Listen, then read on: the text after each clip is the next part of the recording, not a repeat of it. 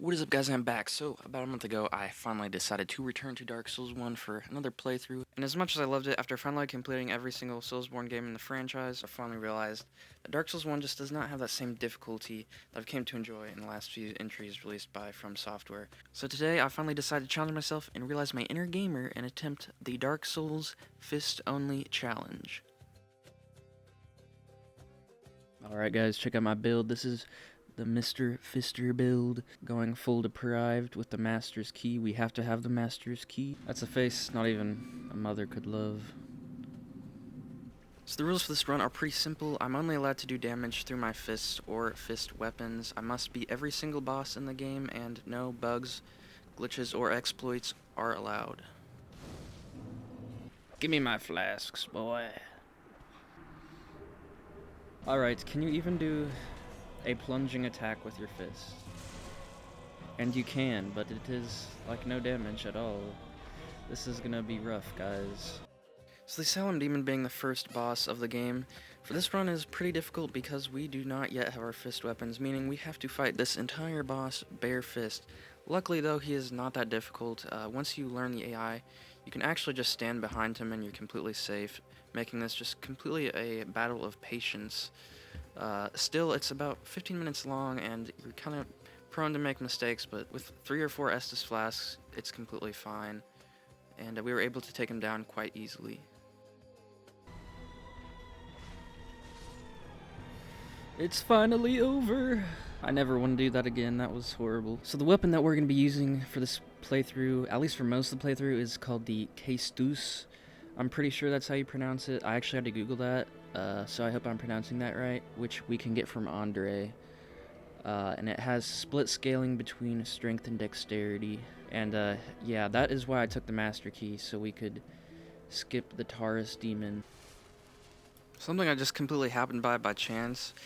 This skeleton guy can actually kill the NPC here, and you can just get some free humanity and souls if you don't really care about the quest line. I never knew about that before. But to actually get my weapons, I would have to make my way all the way through Undead Burg, past Havel, past the Hydra, and through the forest, and then I could finally get to Andre. So it was going to be quite the journey. And I died quite a few times just trying to pick up some items, getting stuck in corners, but luckily I was able to make it. I also decided to pick up the Grass Crest Shield, even though I'm probably not going to use it for the entire playthrough. It's just a nice piece to have.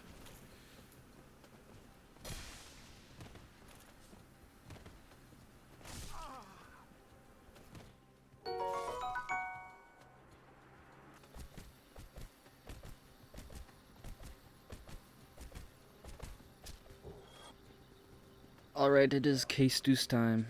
There it is. So I'm actually gonna buy 2 of these. The case deuce actually has 2 different attacks for both hands, which is why I'm not sure that the Grass Crest Shield is actually gonna be that useful, especially because I probably don't use that much stamina. But the left hand has like a quick little jab, which I could see being a little bit more useful, and I can also parry.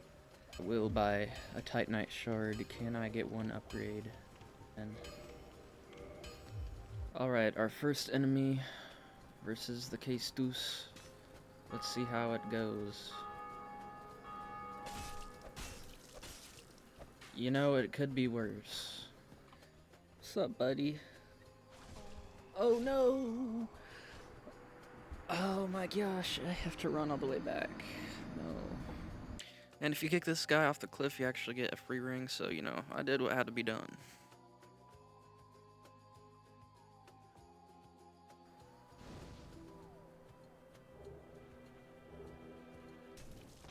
So a lot of you might be wondering what really makes these weapons so bad, and my answer to that is think about what are some of the best weapon types in Dark Souls 1.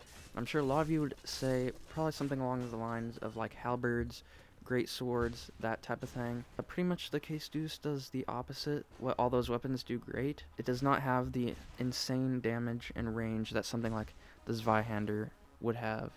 Although it does still have some smaller saving graces like less stamina consumption and a faster attack speed, you're just completely cooked against armored enemies like this Black Knight here. Hey, you know, that wasn't bad.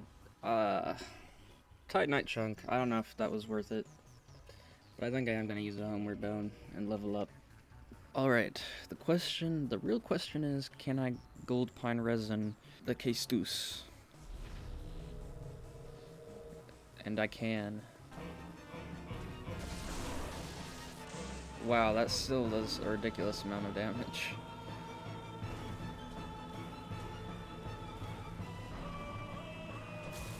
Wow. Uh, that's a lot of damage, bro.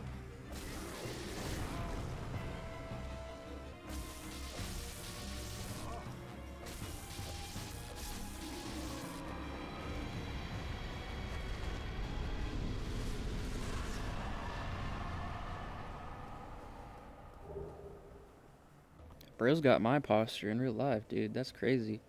I'm low-key kind of scared of fighting these guys. I think this is gonna be really tough.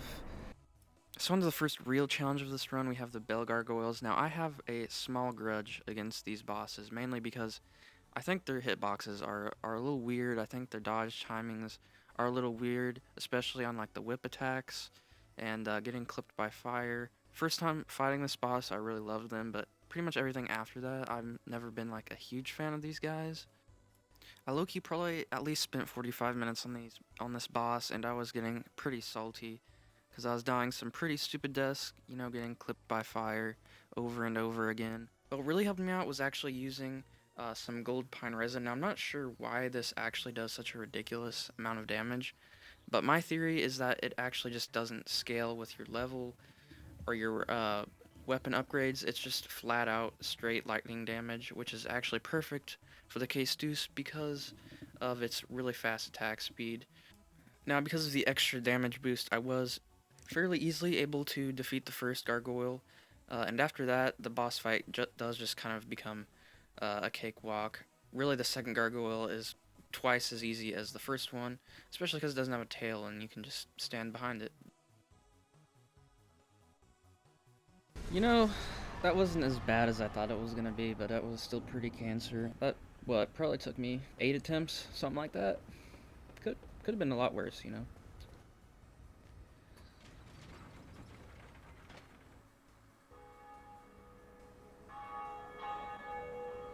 That's one bell down, baby.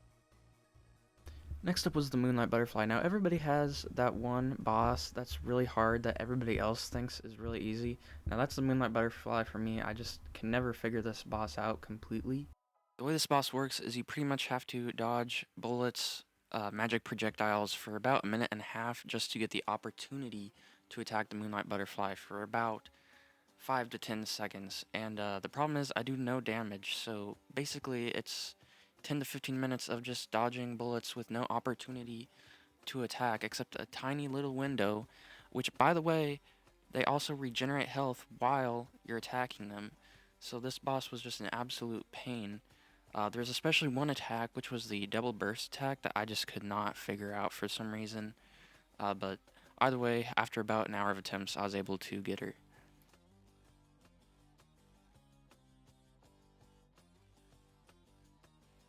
Also, whoever put this little small hole in the ground here, man, you got me fucked up, bro.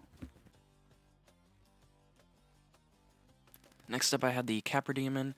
Low-key, I think this is one of the most overhated boss fights in the game. I really like this boss fight. Might be a little bit crazy for saying that, but it's also a very easy boss fight. Basically, all you gotta do, run up the stairs, funnel the dogs, kill the 2 dogs, and it's just a one-on-one with the Capra Demon. Unfortunately, not able to beat him first try. And the run back, though, I will say, is extremely cancer, and I died multiple times to the run back. I died more to the run back than I did the actual boss. Getting some Dark Souls 2 flashbacks here, guys, but luckily, though, I was able just to spam some plunge attacks on the Capra Demon, and that pretty much was wraps for him.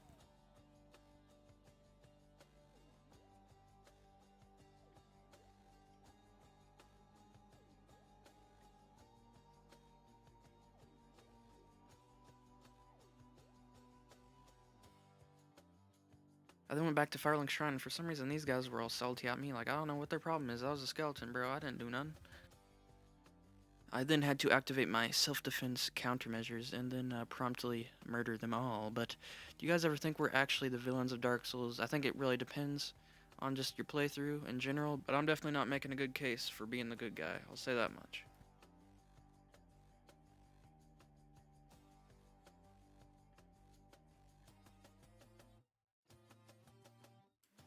I then headed to the depths and fought off this big rat guy, which was actually quite difficult. Almost took all my flasks, and then I fought off this invader guy, got his armor, stole everything he owned, and then it was on to the gaping dragon. So this boss fight really wasn't too bad. It basically boils down to just a couple things, which are his one-shot attacks. His slam attack can completely one-shot you, and also his grab attack, which actually caught me once. I was a little embarrassed by that, but really the main problem is this guy loves to hop. He's a hopper. Really, your only safe zone is on his back, but once you figure that out, it's not too bad. Still, at this point in the run, it was really starting to show how much the damage was going to become a problem. As you can see, I'm completely wailing on this guy, and it's just not really doing much, and it's only going to get worse from here.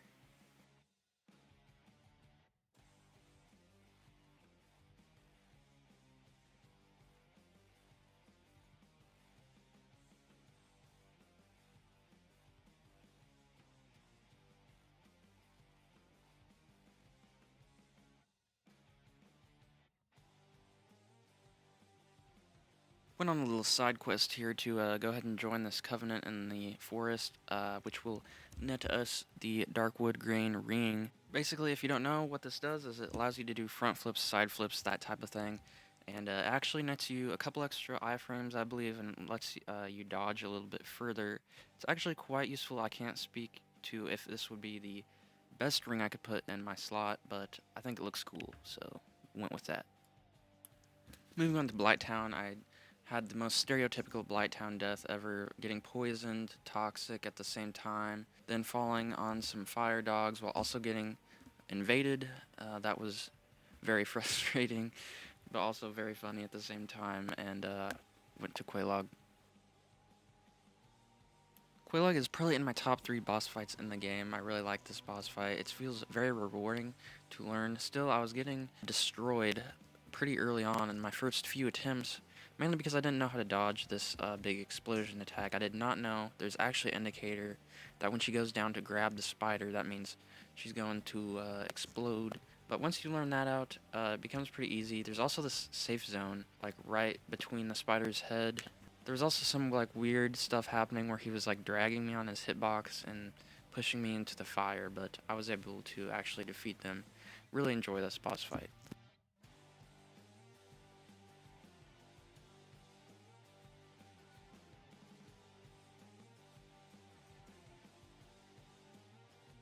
Alright, ladies and gentlemen, that is the second bell down.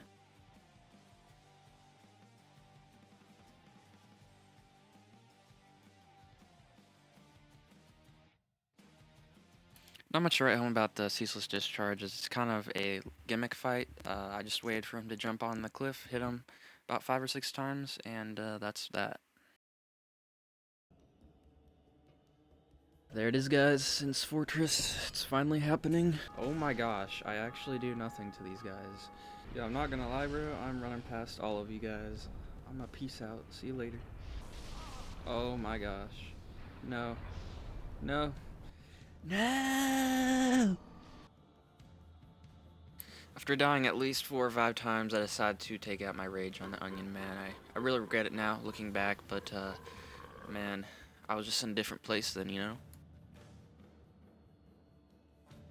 Alright, so I think the best way of fighting this guy is staggering him and making him fall off the side. I don't really remember how to do it, but I think that's the best option we got, because there's no way we do, like, any type of damage. Yeah, it's not much.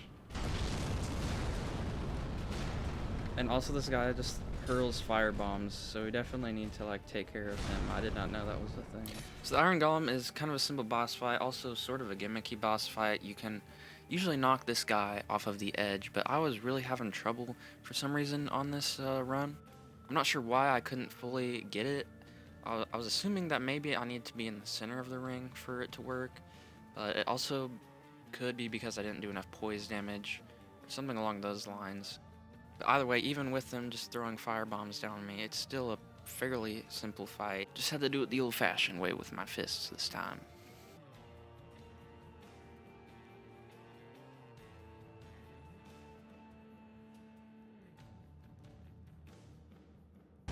Man, I could not get him to fall off the edge there. I don't know why, but got him the old-fashioned way, I guess.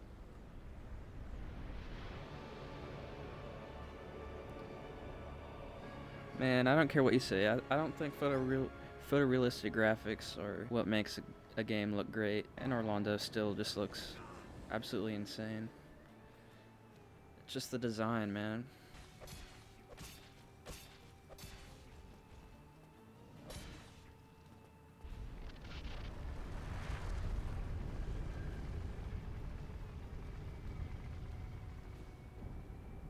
Alright guys, how many deaths do you think we're gonna have to the archers? I'm guessing at least 3.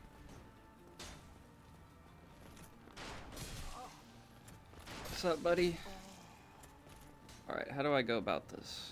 I think I pull him back and then run past him. Perfect, perfect. Now just don't get shot. Don't get shot. Perfect. I think this might come in handy later on.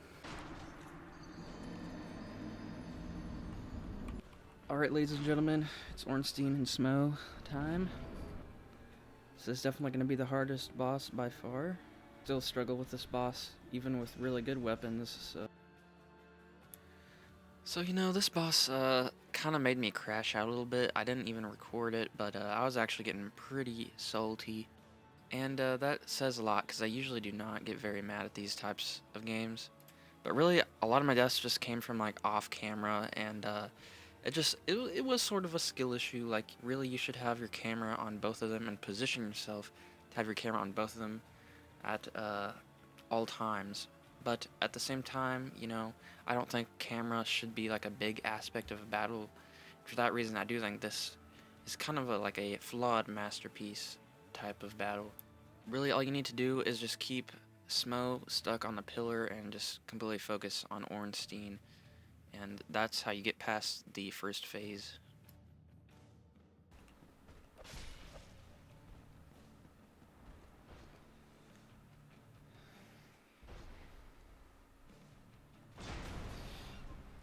Alright, I finally got to phase 2, probably after an hour and a half of attempts. Problem is I'm pretty much out of healing. I do have like 20 humanity, so I might just try to risk it. So a lot of the reason why I do so many time lapses is because I just want to show you guys how long I spend on these fights. Now this is probably about 8 to 10x speed with cuts, not even showing like half of the second phase of the battle, and you can just see how long and treacherous this is. Let's go, man. I did it. Finally. I had to use 5 humanities. I was gonna be so sad if I died there.